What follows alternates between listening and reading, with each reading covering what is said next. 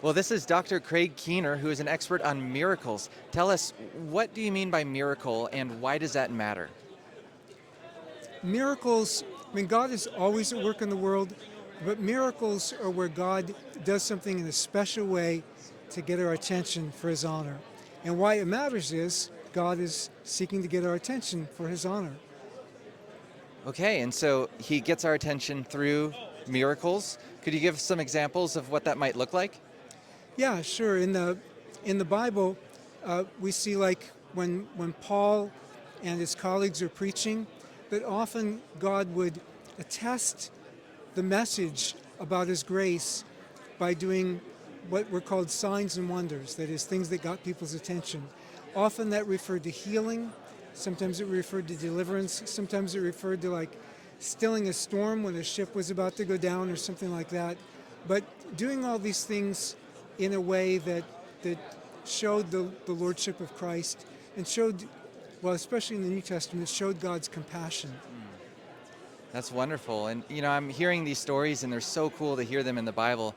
Do miracles, like, what about today, though? Because I wasn't there during the time of Paul. Like, what do we say about that?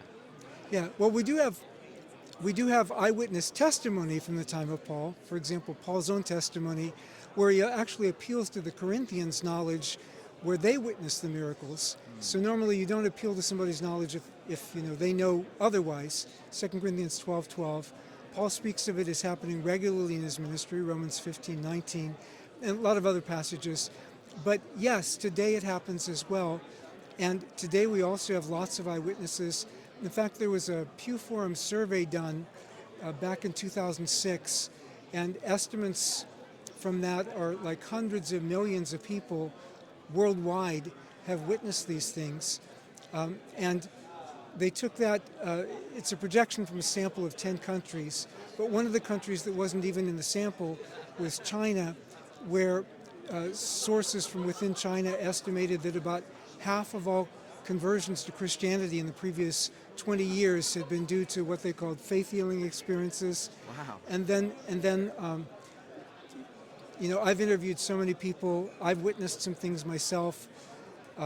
My own. In many cases, we have medical documentation, especially when it happens in the West.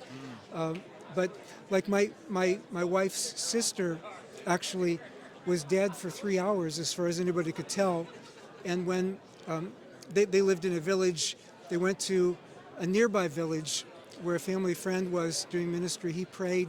She started breathing again. Next day, she was fine. No brain damage. 6 minutes with no oxygen, you've got irreparable brain damage starting in. But we also have that under medically tested conditions. So this one was in Congo. But under medically tested conditions, doctors talking about it, medical records testifying of it, and so on. So God still does these things to honor the name of his son Jesus. I do want to add a caveat so people don't get the wrong idea. It doesn't mean every time that we ask for something we get what we ask for. You can look at me. You see, I have to wear glasses. Male pattern balding. My students think there's some other things wrong with my head, maybe, but God is faithful and gracious even in the hard times, and that's actually part of the message of the cross.